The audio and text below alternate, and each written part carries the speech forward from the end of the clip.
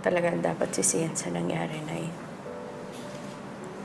Kasalanan kong lahat.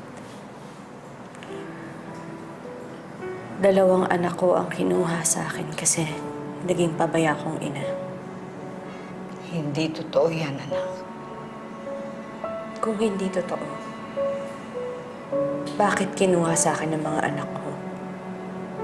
May dahilan ng Diyos, anak. Hindi natin kontrolado ang kagustuhan niya. Bakit, Nay? Di ba niya ako mahal? Bakit ako ang pinaparusahan ng ganito?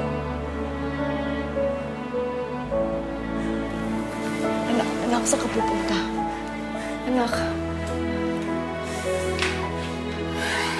Anak.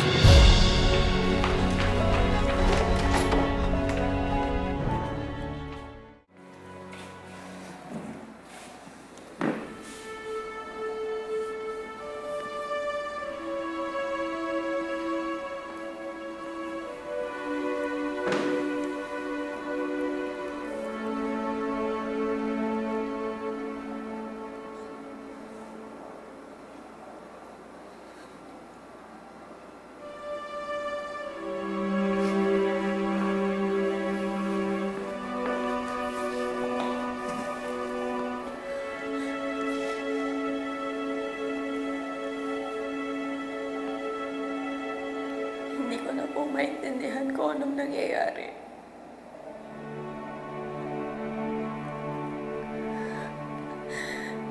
Pero naniniwala pa rin ako na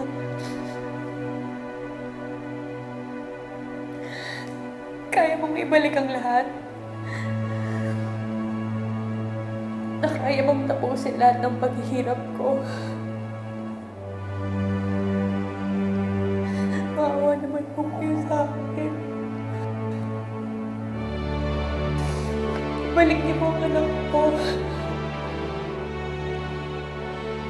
Hindi ko po kaya.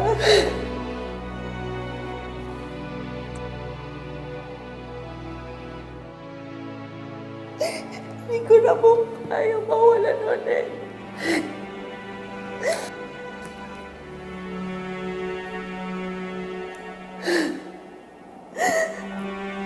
Sana hindi niyo po ako nasa likod. Ibalik niyo po sa akin ang anak ko. Ibalik na po sa bilan.